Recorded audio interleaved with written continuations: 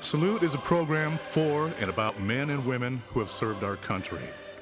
Our program includes news about the laws that affect veterans, information on benefits and services, and news from veterans organizations. And now, our host, Bob Peters. Hello, I'm your host, Bob Peters. Welcome to Salute. We have a very special episode of Salute today. You're going to see a DVD entitled Howard the Hero. Howard was on our show before, and his family, his nephew, put together a history about Howard during World War II. I asked Howard if we could share this, and he offered to share it with all of us. So sit back, relax, and enjoy Howard the Hero.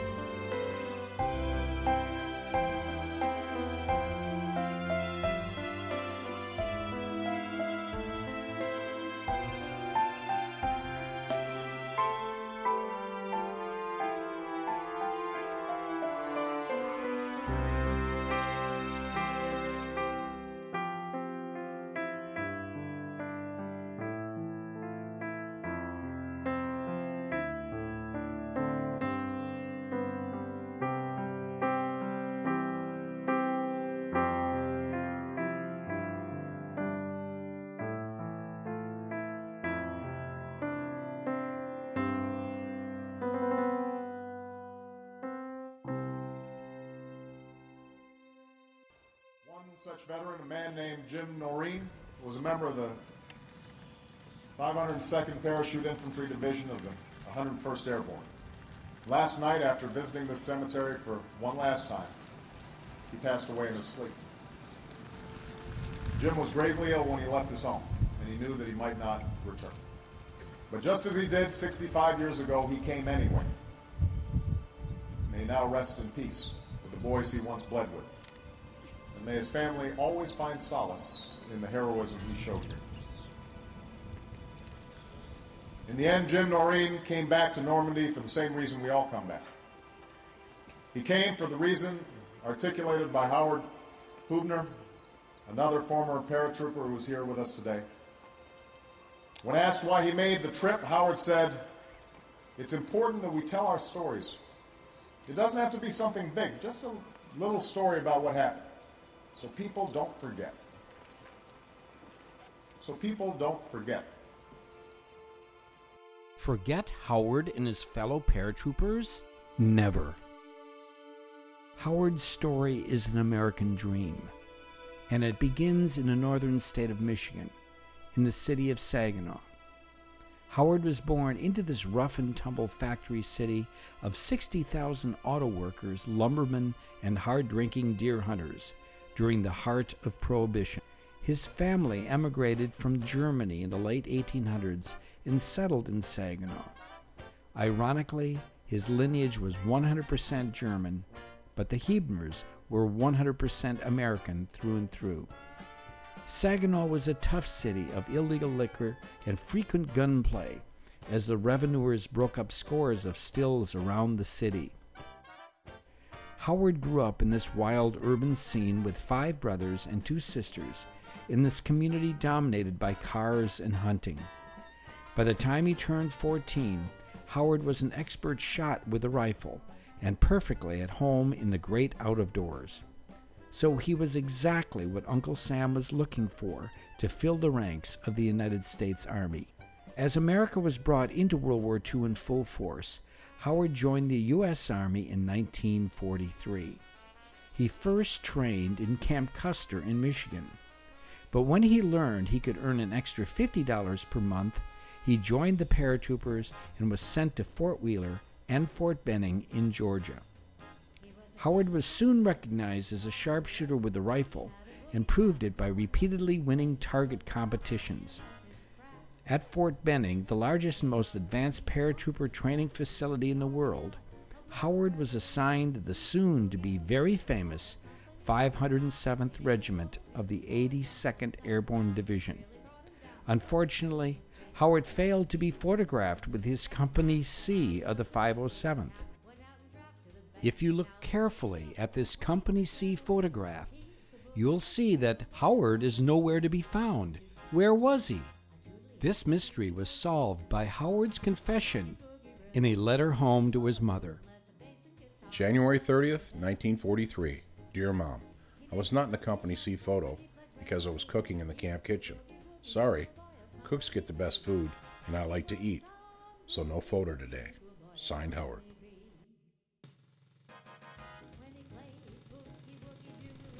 Howard was popular in paratrooper training and had many friends.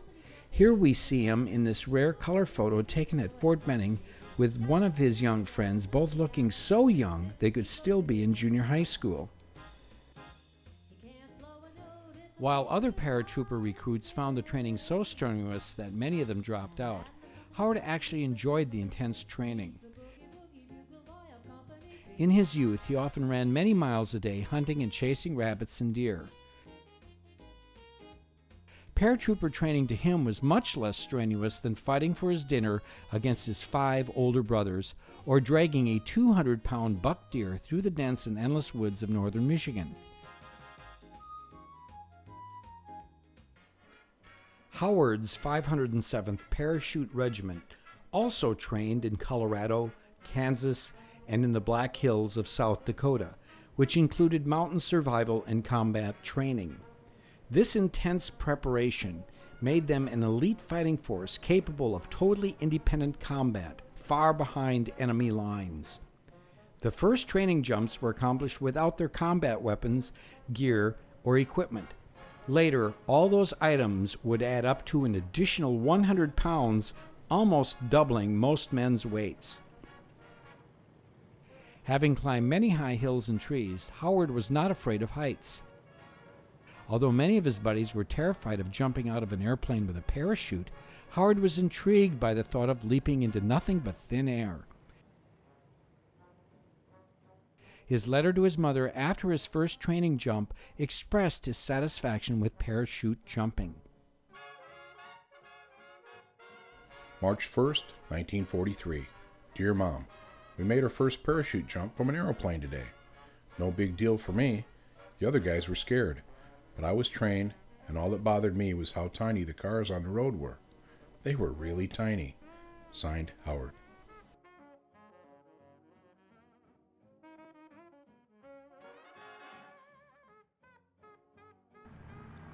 The final training jumps for the 507 were completed with full combat gear, but not nearly the total weight with which they ultimately jumped into Normandy. The full pack training jumps were made at an average altitude of around 700 feet onto level ground in broad daylight. However, on D-Day, the 507 jumped with much heavier equipment at night from an altitude less than 400 feet and under intense enemy flak and machine gun fire. But Howard enjoyed his training. He received free airplane rides, 3 square meals a day, and an extra $50 per month. And after his 5 training jumps, Howard earned his paratrooper wings with flying colors.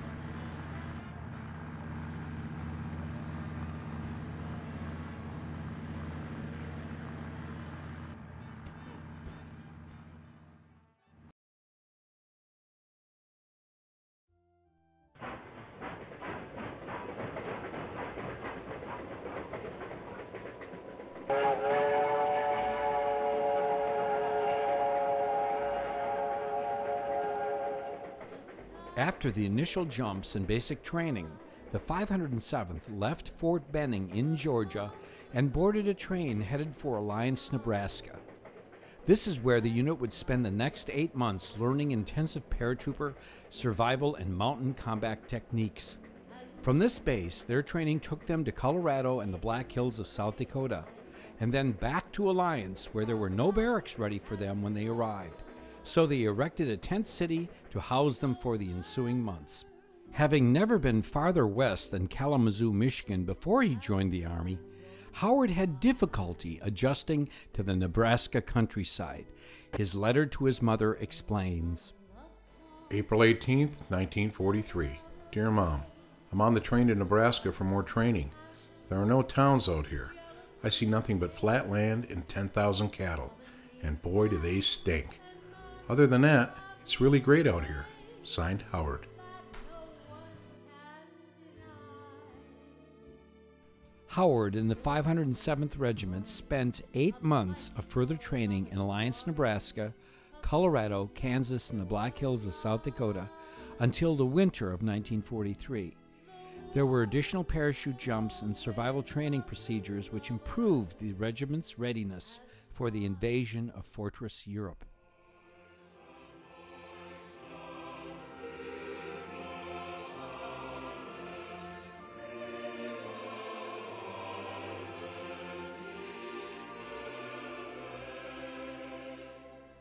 While Howard and the 507th were spending 18 months in their intensive paratrooper training, never having heard a shot fired in anger, the German war machine was fortifying the French coastline as no coast had ever been prepared in the history of warfare. Unlike the mostly inexperienced Allied forces, including Howard's regiment, the German military had already accumulated 5 years of continuous combat experience behind them on all fronts. Hitler chose Field Marshal Erwin Rommel, the famed Desert Fox, to lead the German defenders. Howard and the 507th had their work cut out for them.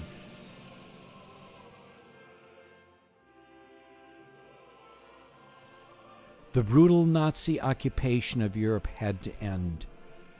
The world would eventually learn the unprecedented horrors of the German subjugation of uncountable millions of people from the Black Sea to the Atlantic coast, constituting nothing less than mass murder on an epic scale.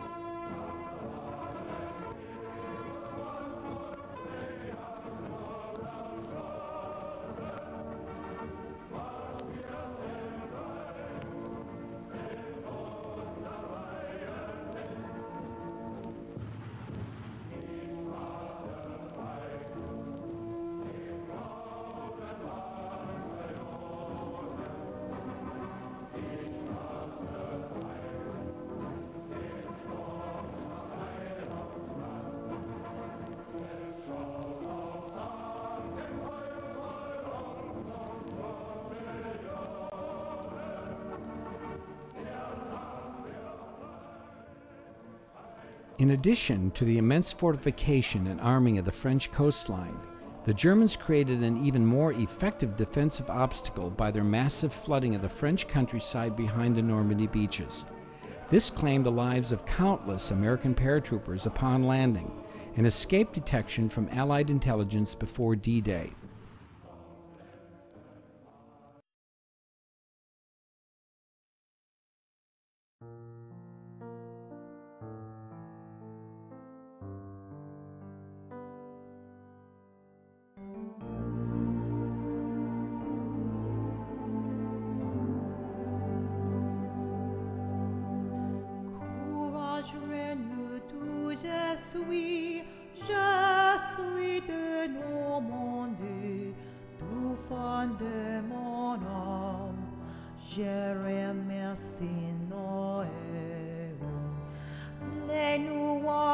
Passons-moi, ne nous effrayons pas, le courage d'un héros nous gardera libres. Nos cœurs chantent la chanson de liberté dans toute la France. Ô héros de notre patrie, ô héros de notre patrie.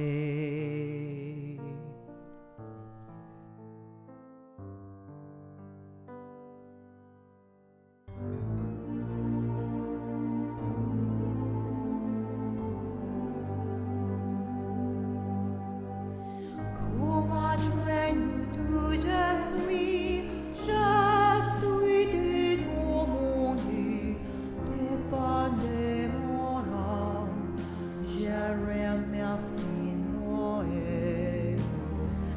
Les nuages sont noirs, nous nous effrayons pas, le courage de nos héros nous gardera libres. Nos cœurs chantent la chanson de liberté dans toute la France, ô héros de notre patrie, ô héros de notre patrie.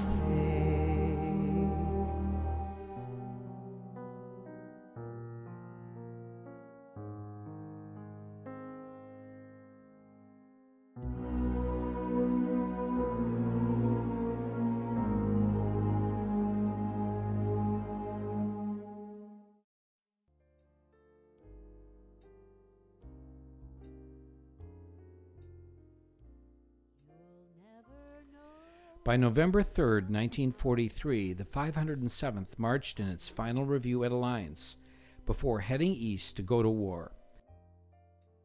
The regiment gathered its gear and boarded the train for Camp Shanks, New York.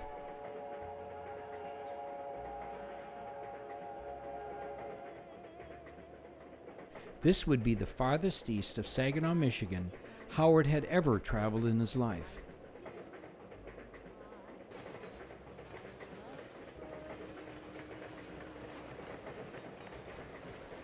Camp Shanks on the Hudson River was the largest troop processing center in the United States. It would be the last stateside inspection of Howard's regiment and its equipment before heading to Europe. Howard and his 507th would spend only 2 weeks in Camp Shanks preparing for war before leaving down the Hudson on a ferry boat. For many of the paratroopers on board the Hudson ferry, it would be the first and for many the last time they would ever see the New York City skyline.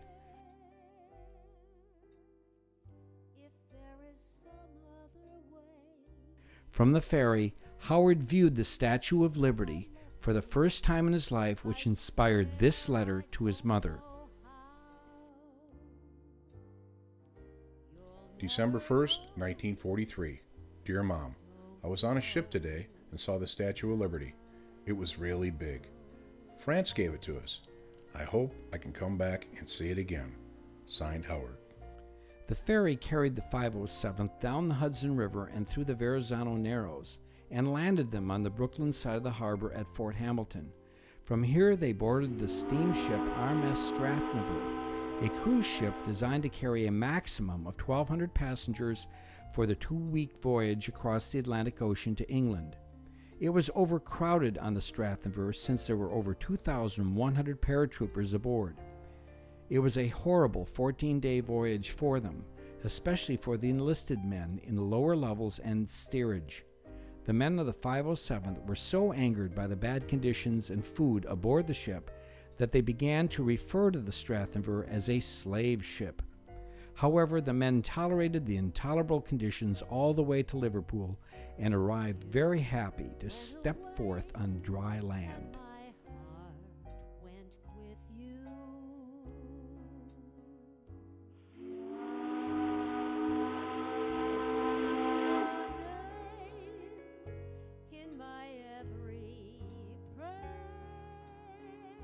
No sooner had the 507th landed in Liverpool than it was ordered to board the Susan B. Anthony Liberty ship for the short voyage to Northern Ireland, where the 507 would encamp in Portrush after landing in Belfast.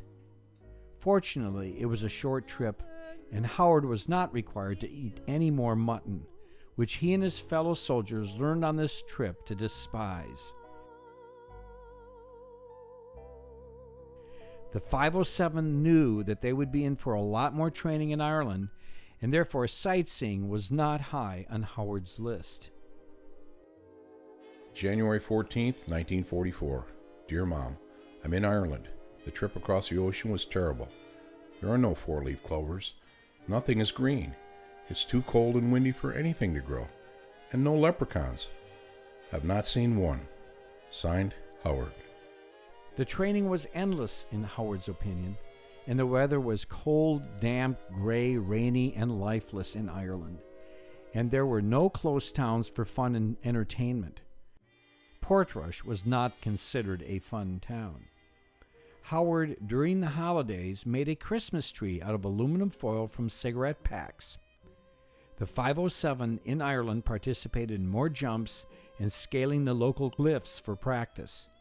It was a dreary time for Howard and the 507 in that training in Ireland. January 31st, 1944. Dear Mom, all there is in Ireland and England is sheep. Everywhere, sheep. That's all I see. Why not a horse or a cow or anything? Just sheep. Sheep make me sick. Signed, Howard. Finally, in March 1944, relief arrived from the bleak training period in Ireland, and that was over because the 507 was sent back to England.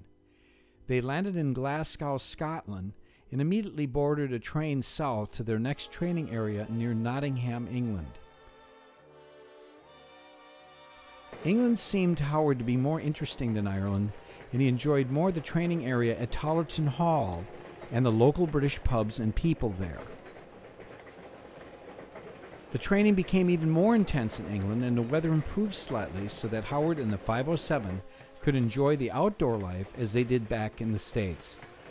Every Sunday, the British children would bicycle out to the U.S. base and meet up with Howard and his fellow paratroopers, who would share chewing gum and chocolate with them. The 507 now knew that it would not be long before the invasion would begin, and they were amazed at how much solid intelligence they could learn from the local English girls. April 1st, 1944. Dear Mom, we're in Nottingham, England, and the girls here are beautiful. They love us. They think we're good-looking and rich because we make more money than officers. Signed, Howard.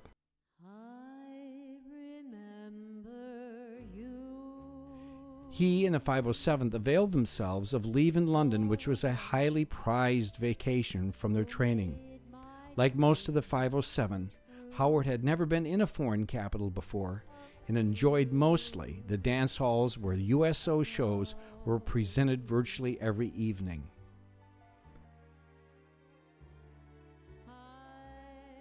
On May 28, 1944, the 507 was bused to their final assembly areas near their designated airfields for departure. They knew from their English girlfriends that this was going to be the beginning of the invasion. Howard and his battalion of the 507th were sent to Fullback, not far away from Tollerton Hall by bus.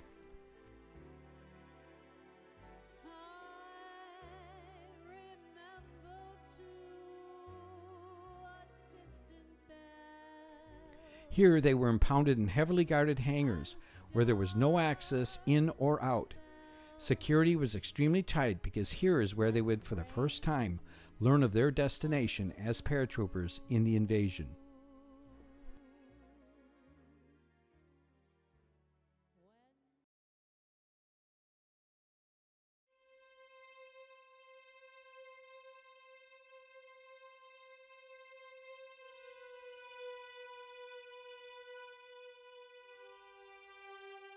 The final training in England was focused on sand tables and maps of the drop zone in Normandy. Equipment was made ready and last plans were memorized.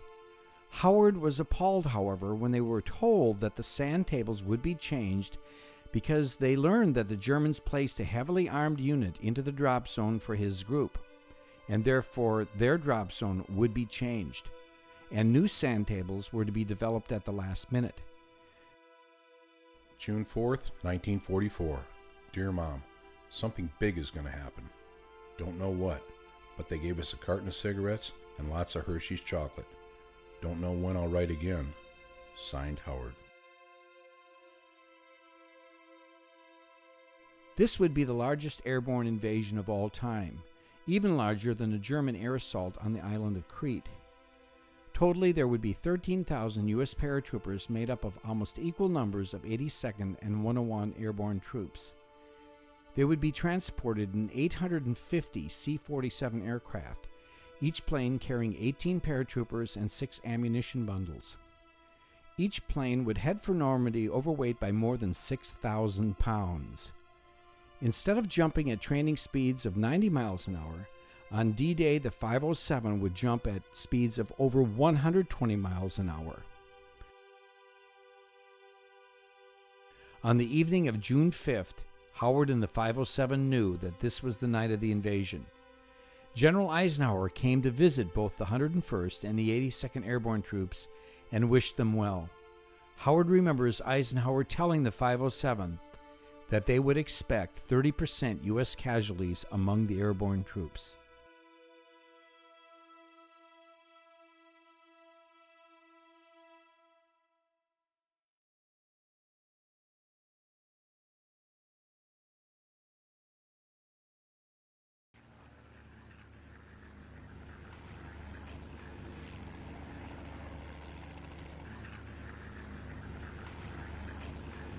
The 507 was supposed to jump into their drop zone west of the Margaret River and secure the Lafayette Causeway and bridge so that the German troops and tanks could not counterattack into the Utah Beach area.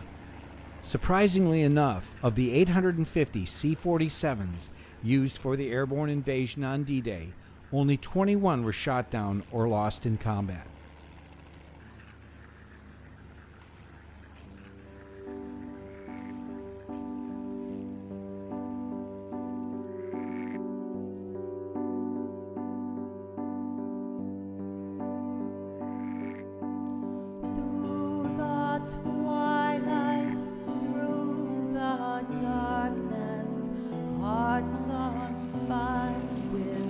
Thunder and lightning,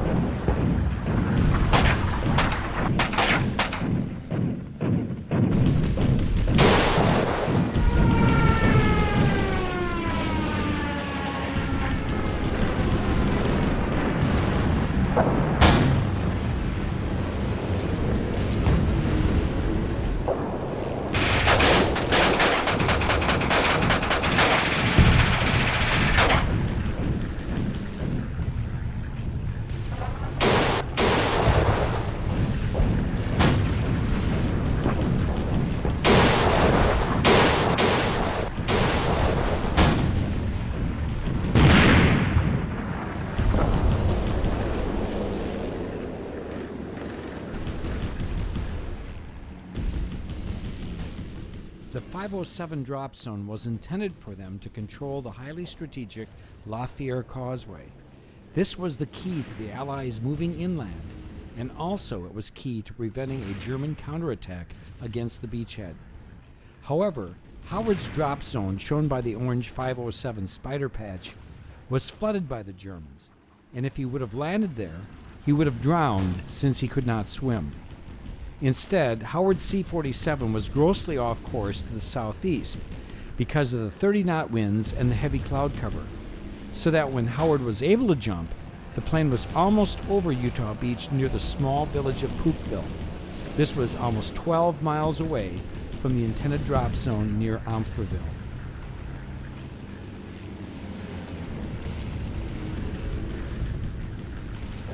The C-47 was only about 200 feet above the ground when Howard jumped over Poopville, so that his parachute hardly had time to open before he hit the ground in the dark. He cut his chin in the rough landing and landed alone in a field a few hundred feet from a farmhouse occupied by German soldiers.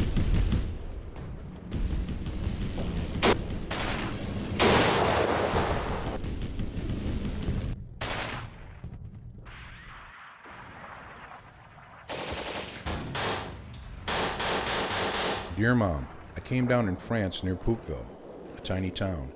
Through the dark, I could hear German soldiers talking loudly from a farmhouse. They were very angry sounding. No wonder. We were here to fight. Signed, Howard. In the dark, over the next 2 hours, Howard was able to make contact with several paratroopers from a different regiment, forming a functioning combat unit. They worked their way through the dark toward Utah Beach to the east, taking and gathering German prisoners along the way.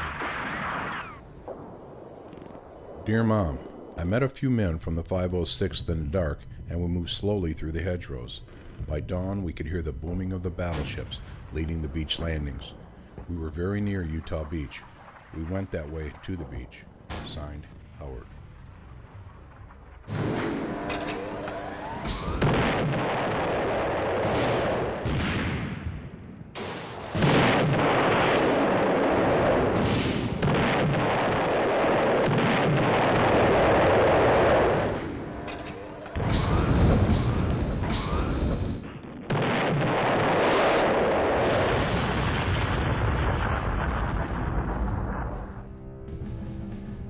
The naval and aerial bombardments of Utah Beach were accurate and effective. There were therefore relatively few Allied casualties at the assault on Utah Beach. On Omaha Beach, however, the bombardments were inaccurate, which resulted in far more casualties on Omaha than on any other beach. The Germans had, moreover, fortified Omaha Beach more thoroughly and had more experienced troops there than on Utah or the other beaches. For these reasons, Omaha was the tough one.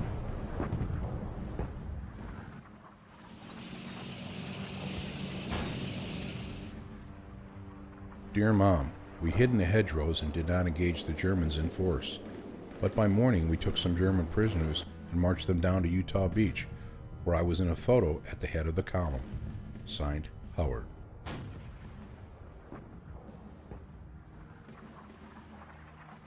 This rare film footage and still photo actually shows Howard at the head of the column of the German prisoners on Utah Beach.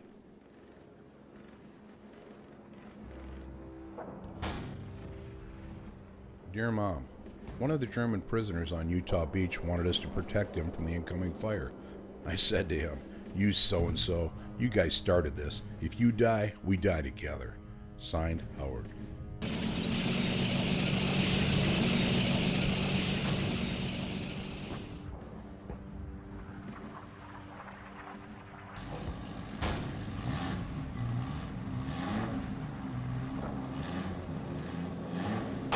After spending the night of June 6th on Utah Beach, Howard hitched a ride on a Jeep and headed to St. Mary-Glise, seeking other soldiers from his Company C of the 507.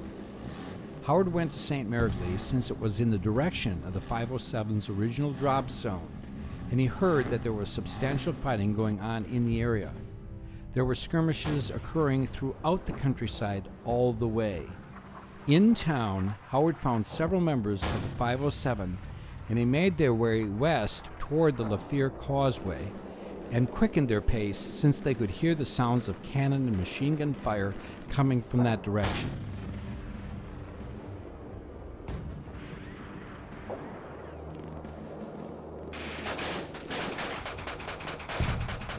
The fighting at Lafier Causeway had already been fierce before Howard arrived on June 7th.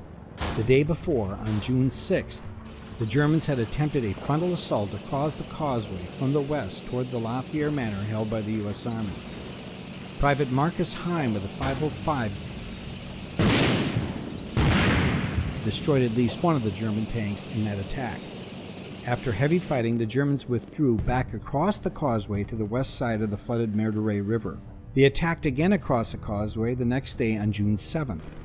The Americans again drove the Germans back after heavy losses on both sides. Because it was strategically important for both sides, the Lafier Causeway would become the bloodiest small engagement in the whole European theater. This modern view looks from the east at the Lafier Manor to the west at Coquigny. The Meurthe River is a small stream traversing under the bridge when not in flood stage. General Gavin's mandate was to attack and overrun the Coquigny positions of the Germans and secure the causeway. By tilting to a southwestward view, we can see the perspective of our intelligence photographs showing the causeway crossing the flooded Meurthe River in June of 1944.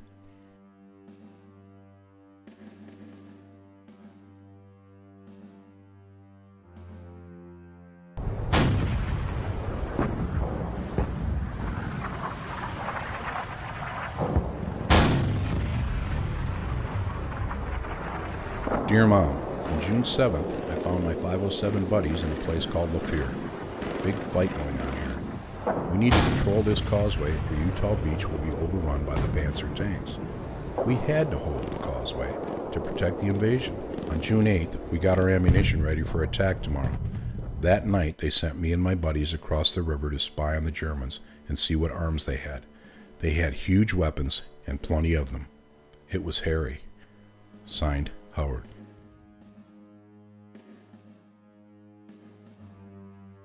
Why Howard volunteered for a dangerous mission through water when he cannot swim remains a military mystery to this day. The mission was to cross the water just off the north side of the causeway after dark on June 8th in order to gain reconnaissance on the Germans as to arms and strength. Howard and two others waded the 500 yards through the ice-cold water and approached the German positions in Coquigny so closely that they could hear conversations among the troops. They saw that the Germans were very well armed and were in greater numbers than they had imagined. Howard admitted later that it was frightening to see how well the enemy had prepared for what appeared to be certainly a major battle in the morning.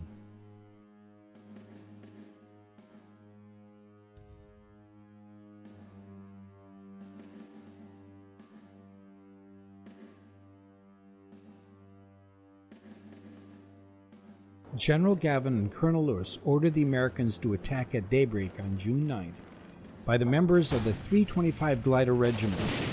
They had crossed the upper ford of the Meurthe River in the dark. The 325 struck southward towards Coquigny at first light from the famous Tim's Orchard, which had been held since D-Day by Lieutenant Colonel Charles Timms and a small group of 507 paratroopers on the west side of the Meurthe River. The American attack started well, but German reinforcements arrived rapidly in the Coquigny Chapel area, and within an hour the attack was stopped and forced back. The 325 was able to avoid total disaster through the heroic rearguard action of Private Charles de Glopper, who sacrificed his own life to guard the retreat of the 325 back to Tim's Orchard. For this, Private de Glopper was awarded the only Congressional Medal of Honor given in the Normandy campaign to a member of the 82nd Airborne.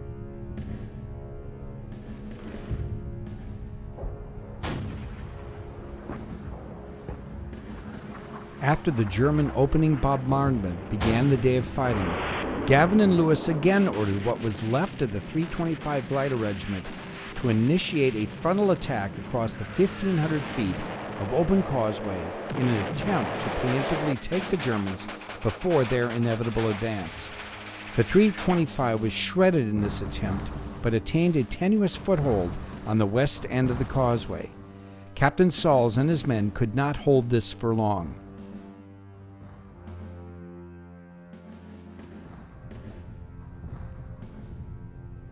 From General Gavin's perspective at the Lafier Manor, the Sauls attack had failed or at best stalled.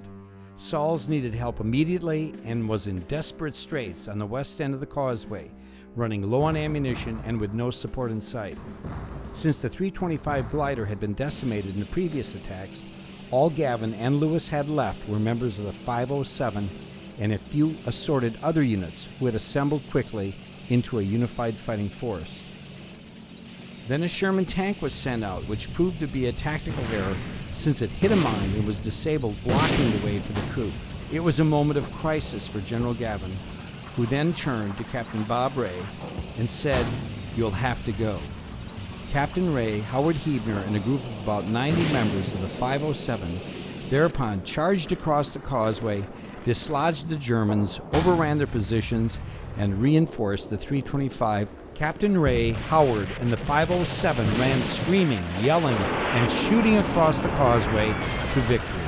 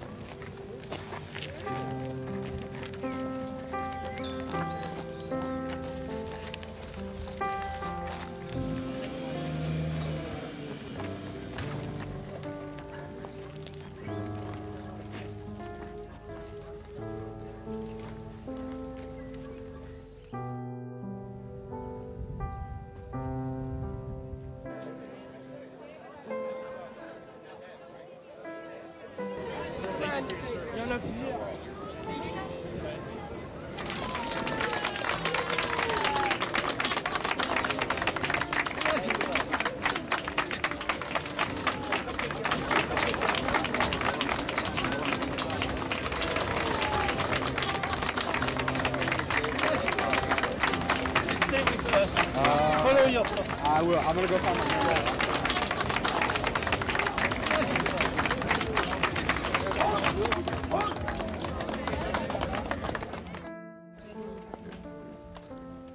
Would you mind signing? Yeah, why I does have a hard sign here. I don't know. Americans. Oh. Of course. Some people call me a hero. Well, I'm no hero. The heroes are the boys who landed with me, who lost their lives earning that victory and who couldn't come home.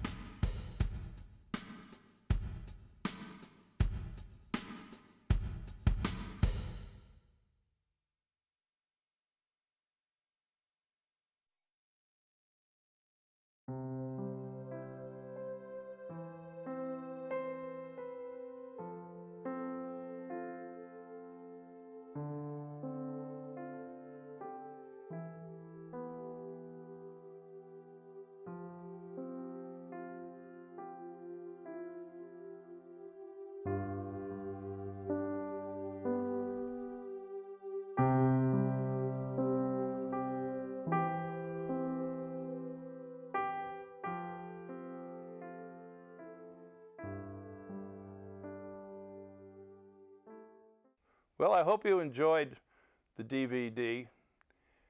It was a pleasure having Howard on the show in the past, and it was a pleasure to watch this DVD.